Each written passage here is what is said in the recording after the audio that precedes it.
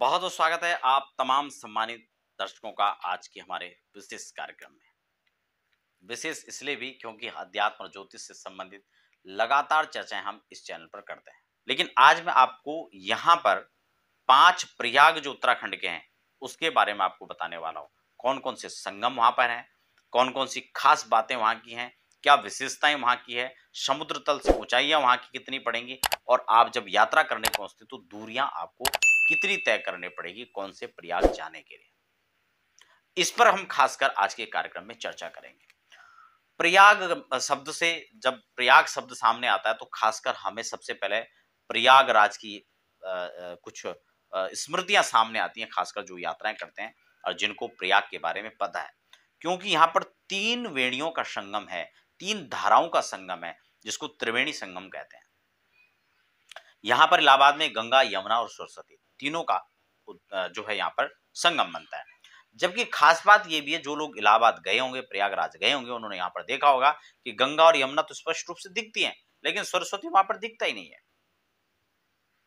क्योंकि देवी भागवत में सरस्वती को जो श्राप लगा हुआ है वहां पर, इसलिए वो प्रत्यक्ष नहीं दिखती हैं। और प्रत्यक्ष रूप से अगर आपको दर्शन करना है सरस्वती का, तो सरस्वती माता का दर्शन सिर्फ और सिर्फ बद्रीनाथ में होता है। बद्रीनाथ से अब आगे बढ़ेंगे तो सरस्वती का उद्गम स्थान भीमपुल के पास में वहीं पर है। वहां पर बड़ी वेग के साथ में मां सरस्वती आ रही है और उनका वहीं पर दर्शन होता है। तो इसलिए आप मां शारदा का दर्शन करना चाहते हैं तो आप वहां पर पहुंचकर जरूर कर सकते हैं। अब बात करें हम उत्तराखंड के 5 प्रयाग को। चैनल पर अगर पहली बार विजिट करें तो चैनल को सब्सक्राइब भी कर लीजिए। यहाँ पर आपको तमाम इस प्रकार की जानकारियां मिलती रहेंगी, ज्योतिष, अध्यात्म और इस प्रकार की खास जानकारियां। देखिए, पंच प्रयाग, 5 प्रयाग, ये उत्तराखंड के 5 प्रयाग है। ठीक है, इसमें सबसे पहले जो प्रयाग पड़ता है, जो बद्रीनाथ से नीचे जोशीमठ है और जोशीमठ के पास में 9-10 किलोमीटर की दूरी पर यह प्रयाग पड़ता है जिसका नाम है विष्णु प्रयाग।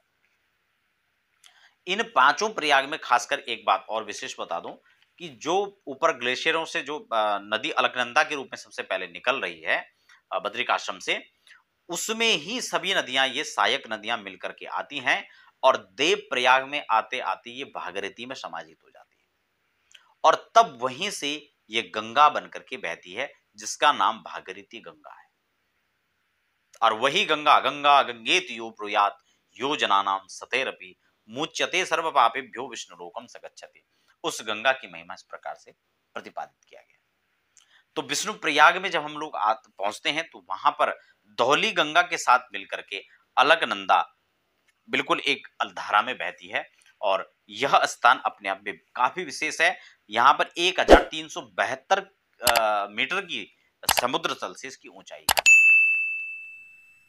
है। यहाँ पर आपने ये तपोवन करके भी जो स्थान है, आपने इसके बारे में भी सुना होगा जब पिछली बार यहाँ पर त्रासदी आ गई थी। तो ये बद्रीनाथ से लगभग 37-38 किलोमीटर की दूरी पर लगभग ये स्थान पड़ता है। ठीक है, इसमें एक चीज और भी है कि जो बद्रिकाश्रम क्षेत्र जो प्रारंभ हो जाता है वो लगभग यहीं से हो जाता है।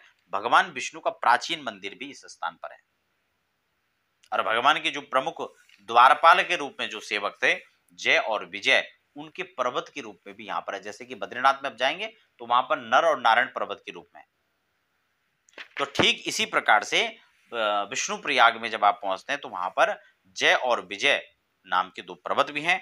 आप सब जानते हैं भगवान के पार्षद थे। और अगर हम इसकी दूरी की बात करें तो ऋषिकेश से लगभग 260 किलोमीटर की दूरी पर यह स्थित है। दूसरा प्रयाग नंद प्रयाग पड़ता है और नंद प्रयाग में अलकनंदा और नंदाकिनी का संगम यहां पर होता है। इसकी एक विशिष्ट कथा है। नंद जी ने यहां पर तप किया था, भगवान विष्णु का कठोर तप यहां पर किया था और उनको प्रसन्न जब किया था तो भगवान ने प्रसन्न होकर के उनको वर दिया था और भगवान श्री कृष्ण की प्राप्ति उनको भी दी। इन्हीं नंद के नाम से इसका नाम नंद प्रयाग पड़ा। और इस संगम पर खास बात यह भी है कि मां नंदा देवी का भी मंदिर है और यह भी नंद जी के नाम से स्थापित है। तो ये प्रमुख मंदिर यहाँ पर है और पुत्र प्राप्ति का वर जो है भगवान ने यहाँ पर उनको दिया था। और 2800 कुछ फीट की ऊंचाइयों पर यह समुद्र तल से स्थित है और इसकी जो दूरी ऋषिकेश से लगभग पड़ती है वो 191 और 92 के आसपास पड़ता है ना। तो ये यहाँ से नंद प्रयाग की दूरी है। तीसरा प्रयाग पड़ता है कर्ण प्रयाग। नाम से स्पष्ट हो रहा है ये दानवीर कर्ण के नाम से यह पड़ा है और कर्ण की तपस्थली रही है कर्णप्रयाग। यानी ये 171 किलोमीटर की दूरी पर स्थित है और समुद्र तल से 870 किलोमीटर 70 मीटर की जो है दूरी पर ऊंचाई पर स्थित है। और यहाँ पर अलकनंदा तो ऊपर से आ ही रही है, पिंडर नदी यहाँ पर सहायक रूप से इन पे मिलती है और तब यह संगम यहाँ कर आगे बढ़ता है। कर्ण ने यहाँ पर दानवीर कर्ण ने कठोर तप यहाँ पर किया था और आज भी कर्ण का मंदिर शिलाखंड के रूप में यहाँ पर स्थित है। भगवान शिव का मंदिर भी यहाँ पर है और खासकर कर्ण का मंदिर जो कि एक शिलाखंड के रूप से वहां पर बना हुआ है, वो भी वहां पर आज तक स्थित है। रुद्रप्रयाग उसके बाद अगला प्रयाग पड़ता है। रुद्रप्रयाग में अलकनंदा ऊपर से आ रही है और मंदाकिनी समाहित हो जाती है। संगम क्षेत्र पर यहाँ पर चामुंडा माँ भगवती का मंदिर है और भगवान रुद्रनाथ का, यानी शिव और शक्ति दोनों का यहाँ पर जो है संगम पर ये मंदिर स्थित है। मान्यताएं कुछ ऐसी भी हैं कि नारद जी ने संगीत के रहस्यात्मक विद्याओं को प्राप्त करने के लिए भगवान रुद्रदेव की उपासना की थी और कठोर तप करके उनको प्रसन्न किया था और तब संगीत की विधा में कुछ खास चीजें वहां से प्राप्त की थी। 700 मीटर की लगभग ऊंचाई पर स्थित है समुद्र से ये, और दूरी की बात करें तो लगभग 150 किलोमीटर आपका ऋषिकेश से यह स्थान पड़ता है। और इसके बाद जो पांचवा प्रयाग है देव प्रयाग, इसमें अलकनंदा ऊपर से आ रही है और भागीरथी यहाँ पर आकर के मिलती हैं और दोनों का इस स्थान पर संगम होता है। भागीरथी और अलकनंदा का यह स्थान है देवप्रयाग।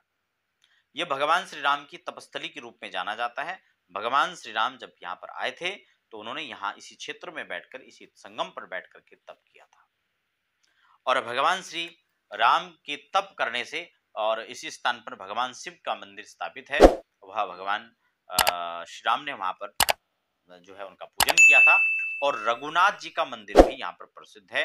हालांकि इसके लिए लोक कथाओं की कुछ मान्यताएं ऐसी भी है कि एक देव शर्मा नामक एक ब्राह्मण थे जो कि सतयुग में उन्होंने सूखे पत्ते खा करके सिर्फ जो है तप किया और भगवान को श्रीहरि को प्रसन्न किया और वहां पर भगवान विष्णु आज भी उस मंदिर में स्थापित है। इसीलिए भगवान विष्णु का यह मंदिर यहाँ पर प्रमुख रूप से, कुछ लोग इसको रघुनाथ मंदिर यानी राम मंदिर से समझते हैं, तो राम जी का मंदिर नहीं है। राम जी स्थापित है वहां पर, लेकिन वह भगवान रघुनाथ के भी नाथ हैं। तो वहां पर रघुनाथ मंदिर स्थित है जो कि संगम से पहले पड़ता, संगम तट पर ही है। मंदिर इधर पड़ता है, फिर उसके बाद आगे नीचे जाकर के संगम है। तो वहां पर भगवान श्री राम की तपस्थली है, वहां पर भगवान श्री राम के आज भी चरण चिन्ह स्थापित हैं। पिछले कार्यक्रम में मैंने आपको अपनी यात्रा चैनल पर इसकी जानकारी दी थी। तो आशा करता हूँ आज का कार्यक्रम आपको अच्छा लगा होगा और पंच प्रयाग से संबंधित जो जानकारी है वो आपको आज के कार्यक्रम में मिला होगा। बने रहें, फिलहाल हमें दीजिए।